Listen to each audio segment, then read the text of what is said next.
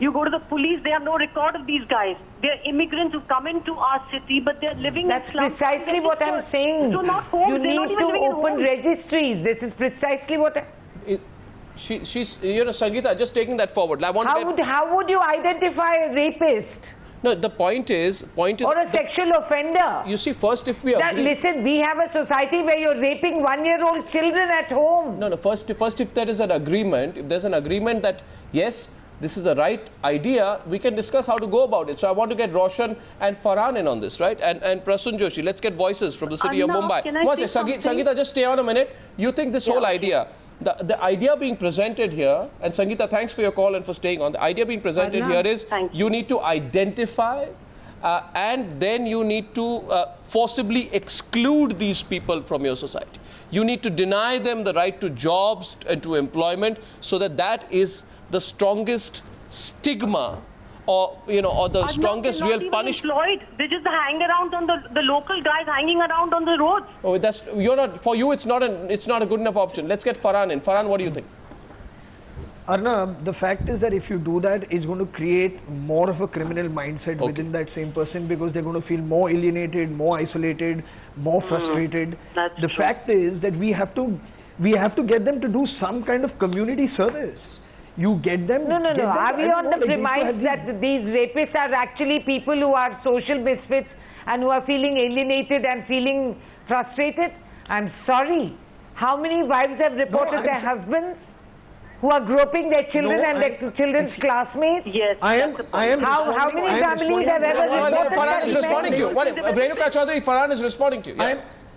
I am responding to what Arnab asked me, is that if a person who is convicted as a rapist, if he needs to be isolated from society, where he's not given a job or he's not given a house to rent in, what is that going to do to that person? Okay. It's going to play on that person's psyche and make him more of a criminal. No, not just the rapist, it's also sexual offenders. Okay. So, Sangeeta, 1 second. Okay, Sangeeta. People who grope, people who stalk, people who fondle women in public spaces. I personally...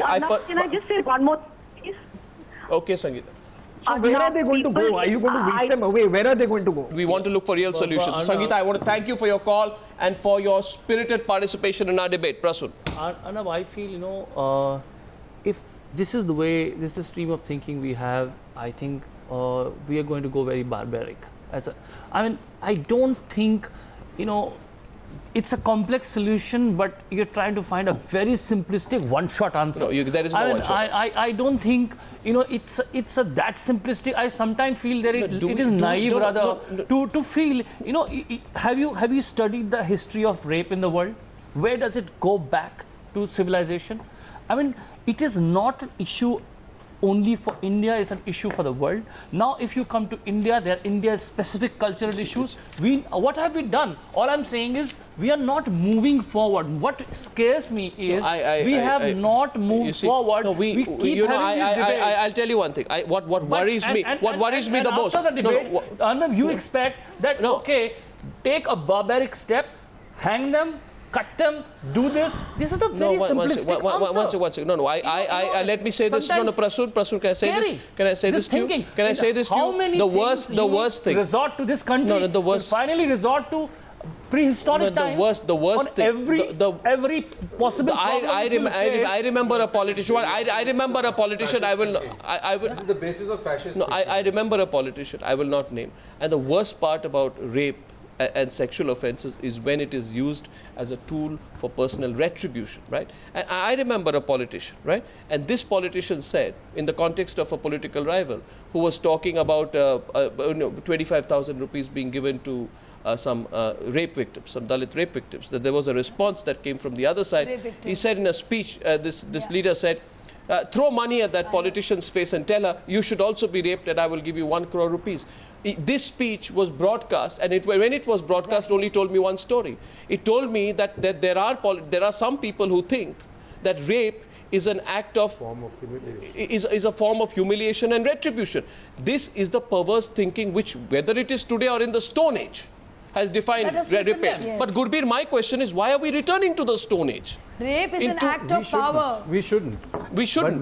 But one point is very clear that rape such is an people act should of be off power, the not streets. of passion. Yeah. You need not castrate or kill them, but they should be off the streets so that they don't fondle, they don't do whatever else they've been doing. Absolutely. I completely, you have a tough law on completely that. agree with They you. should be And you have a made to tough work law on under No, can I supervision, earn and give for rehabilitation of the rape victims. Can I at least get agreement on one point from this panel? And Brinda, I'm coming to you next, and then Smriti, I want both of you to come in on this. I just want to know whether this panel, which I think represents a diverse range of opinion in this country, believes that the status quo will not work.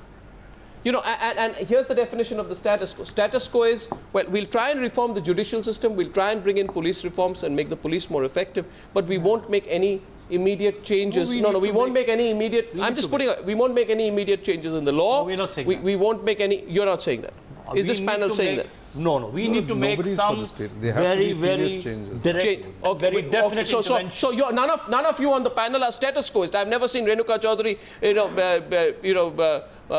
move her head as strongly as she just did. She was nodding against. So it was a strong no. I want to go to Brinda Grover. Rahul, I'll come to you, please. You know, your personal spat with me on the program today has nothing to do with my attempt to exclude you from the program. No. I have been accused. I'm just telling you the fact about how you've been conducting the show. That's all right. So be rest assured it's not personal. I'll tell you one thing. You take a call, and all politicians will agree. You take a vote today in this country from any politicians, whether I conduct the show rightly, 99.9% will say I'm a terrible, terrible host. And I take that as a compliment. 1 second. It's all right if you're a terrible host, but don't be a terrible anchor. That's what we are scared about. Brinda Grover, is there even, would you agree, the status quo will not work?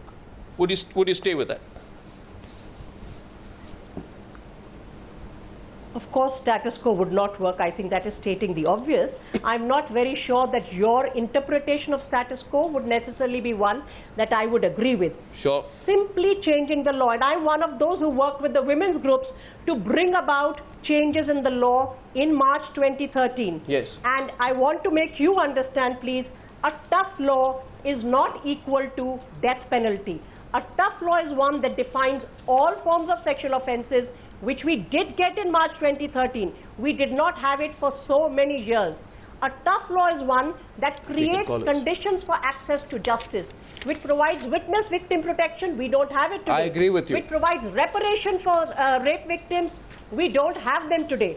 So tough laws need a wider definition that's sentencing. Those are two different things. What is status quo? Status quo is not changing the patriarchal and misogynist culture that is today entrenched in every single institution, be it the legal system, be it the political system.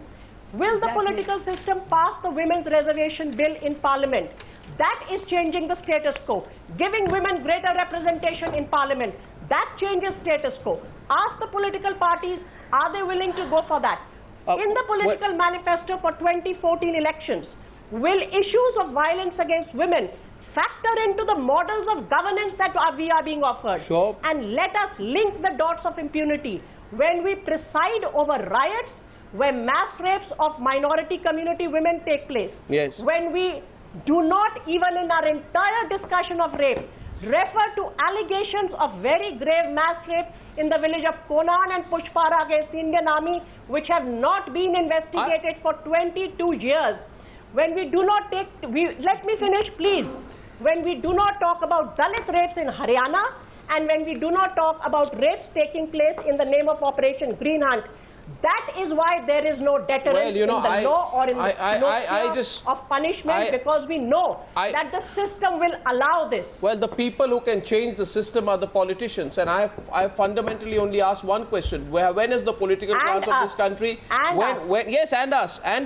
And the fact that I disagree with you on the specifics does not ever take away my respect for you to have your opinion on this. Let me make that absolutely clear, Brinda, because this diversity of opinion is important. So I'm raising a broader question. Only that you do give less time to people who disagree with you. I don't. You see,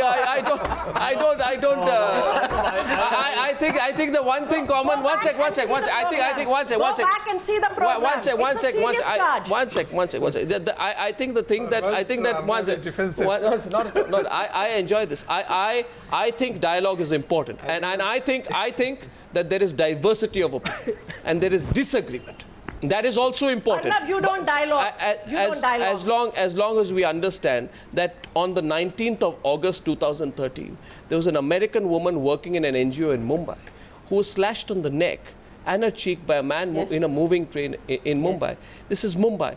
27th of July, a few days back, a nurse is attacked and molested on a train in Mumbai. Right? And on the 27th of June, and that's why I think Farhan and Roshan are adding to this debate, a pizza delivery boy, suddenly you open the door, he turns into a rapist and a murderer, potential murderer. Thankfully, the incident did not happen. We are talking about this not because it's happened in Mumbai. We are talking about it because it's also happening in Mumbai. Not because it's happening. And I know from Kanyakumari, it's also happening in...